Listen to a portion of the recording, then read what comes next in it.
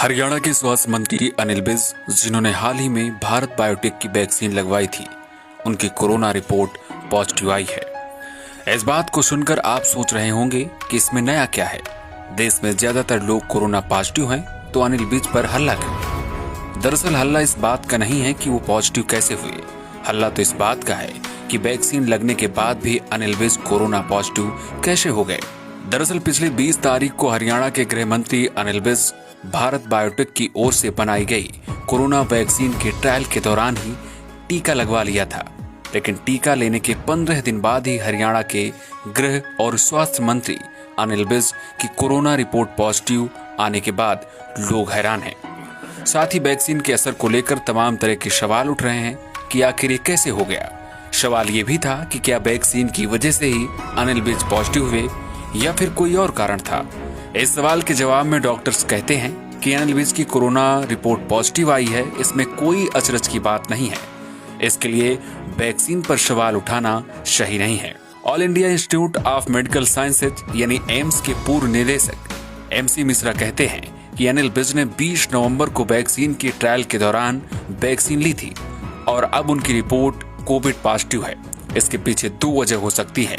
पहली ये कि किसी भी वैक्सीन के ट्रायल के दौरान कुछ लोगों को प्लासीबो दिया जाता है। प्लासीबो यानी उन्हें वैक्सीन न देकर दवा के भ्रम में कोई सामान्य पदार्थ दिया जाता है और उन्हें ये कहा जाता है कि आपको वैक्सीन ही दी गई है। और कुछ को वैक्सीन की डोज दी जाती है, उन्हें इस बात की जानकारी बिल्कुल नहीं होती कि उन्हें वैक्सीन दी गई है या फिर कोई सामान्य पदार्थ। MC मिश्रा आगे कहते हैं कि हो सकता है कि अनिल विज को प्लासीबो दिया गया हो, न कि वास्तविक वैक्सीन। ऐसे में उनका पॉजिटिव होना लाजमी है। दूसरी वजह यह हो सकती है कि अनिल विज को वास्तविक दवा की डोज दी गई हो, लेकिन कोई वैक्सीन कारगर होने के लिए 28 दिन का समय लेती है।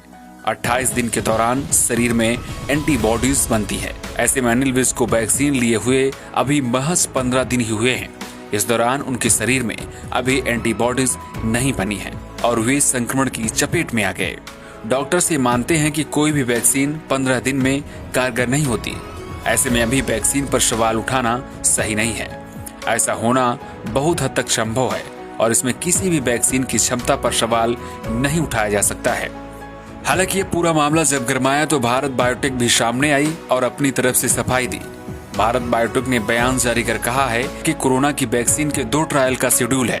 2 डोज 28 दिन में दिए जाने हैं, दूसरी डोज 14 दिन बाद दी जानी है। इसके बाद ही इसकी सफलता और एफिकेसी का पता चल सकेगा। तीसरा ट्रायल 20 नवंबर को शुरू हुआ था। कोरोना से लड़ने के लिए भारत बायोटेक ने कोविड वैक्सीन बनाई है, जिसका इस समय देश में ट्रायल चल रहा है। तीसरा ट्रायल 20 नवंबर को शुरू हुआ था। इस फाइनल फेज में विज को पहली डोज दी गई थी।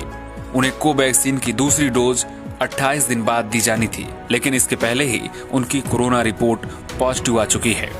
यानी कुल मिलाकर सोशल मीडिया में जो भ्रम फैलाया जा रहा है कि भारत बायोटेक की बनाई गई वैक्सीन पूरी तरह से फेल हो चुकी है, वो पूरी तरह से गलत और निराधार है।